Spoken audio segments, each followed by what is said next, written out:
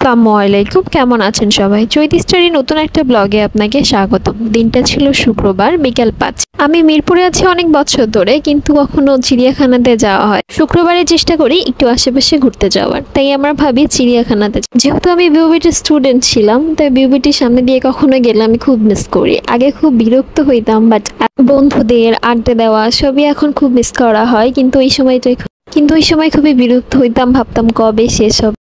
ওই দিনের আকাশটা একটু অন্যরকম ছিল, কেমন একটু মেঘলা মেঘলা টাইপের। চিড়িয়াখানার এই একটু অন্যরকম, দুই পাশে গাছ তো দেখতে একটু সুন্দর লাগে। তারপর আমরা চিড়িয়াখানাতে চলে আসি। যেহেতু আমি অনেক বছর, বলতে গেলে প্রথমবারই বলা যায়, খুব ছোটবেলায় আমি একবার চিড়িয়াখানাতে আসছি। এটা আমার সেকেন্ড টাইম। তখন আমি কিছু বুঝতামই না আসলে, এত বছর মিরপুরে থেকেও যাওয়া হয়নি। তারপরেও টিকিট কাটতে যাই, আমরা ভেতরে যাই। প্রথমে গেট দিয়ে ঢুকেই প্রথমে আসলে হরিণগুলাই দেখতে পাই। অনেকগুলা হরিণ ছিল।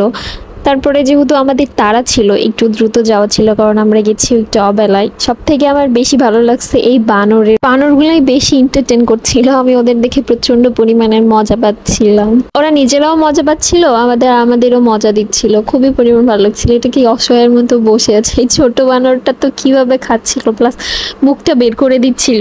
আমি ওর সাথে কথা বলতেছিলাম, ও তখন আমার দিকে তাকাচ্ছিল। আমার ব্যাপারটা অনেক ভালো লাগছে। ওই আসলে পুরা চিড়িয়াখানারকে এন্টারটেন করতেছিল। বানরগুলা খুব ভালো লাগছে।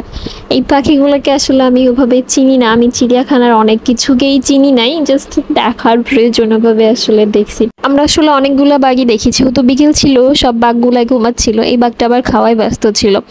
তারপরে এই বাঘটা আবার আমাদের রাউন্ড দিয়ে দিয়ে ঘুরে দেখাচ্ছিল। সবাই বলতেছিল ও বাঘটাও সবার কথা মতোই চলতেছিল। এই ভাল্লুকটাও সেম কাজ, ও বারবার ঘুরে ঘুরে সবাইকে দেখতেছিল।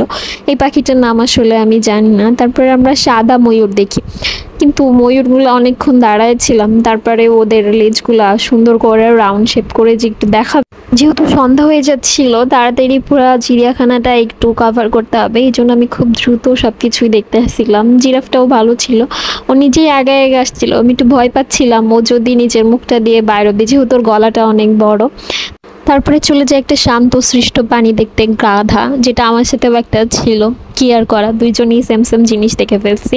এই প্রাণীটার নাম আসলে আমি জানি না, এটার নামও আসলে জানা ছিল না। অনেকগুলো প্রাণীকেই আমি চিনি না, কিন্তু যেহেতু দেখা চিড়িয়াখানাতে রাখছে, এই জন্য দেখতেই হবে। তারপর আমরা চলে যাই পাখির সেক্টরগুলোতে। যেহেতু এক সারি দিয়েই যাচ্ছিলাম, এটা ছিল একটা সাদা কাক, কালো কাক দেখছি, সাদা কাকার দেখা হয়নি। এটা বুনো হরিণ ছিল। তারপর চলে যাই গন্ডার যে কিভাবে খাচ্ছিল, পুরো গায়ে কাদা ছিল। এটা ছিল ময়ূর, কিন্তু লেজগুলা যে ছেঁড়া ছিল, ওরা নিজেরাই ভেঙে ফেলছে। তারপরে চলে আসি সব থেকে বিস্ময়কর প্রাণী, অজগর অজগর ছাড়া কোনো সাপ এখন আর আসলে চিড়িয়াখানাতে নাই, কিন্তু আমি হাতি দেখতে পাইনি। এই জন্য আসলে আমি খুব কষ্ট পাচ্ছিলাম, আমি হাতি দেখতে চাচ্ছিলাম। তারপরে বেশ সন্ধ্যা হয়ে যাচ্ছিল, চলে আসতে হতো, তাই আমরা ওখান থেকে বের হয়ে যাই। সন্ধ্যার কিছু নাস্তা খাওয়ার জন্য আমরা দুজন চলে আসি ল্যাব রোডে উডেন পিৎজা খাইতে। এই পিৎজাটা এত পরিমাণ টেস্ট লাগে, আসলে কম বাজেটের মধ্যে পিৎজাটা অনেক ভালো। তারপরে আমরা নিই হচ্ছে একটা ফালুদা। ল্যাব রোডে গিয়ে যাবো আর ফালুদা নিব না, এটা কখনোই হতে পারে না। আর ফুল, সে তো মাস্ট আমাকে ফুল কিনে দিবে। ফুলটা অনেক সুন্দর ছিল, স্মেলটা অনেক ভালো। যেহেতু সবকিছু পার্সোনালি তাই আসার সময় একটু ঝালমুড়ি ট্রাই করলাম। আজকের মতো ভিডিওটা এখানে শেষ করছি। কেমন লাগলো অবশ্যই জানাবেন, আর প্লিজ সাবস্ক্রাইব করতে ভুলবেন না।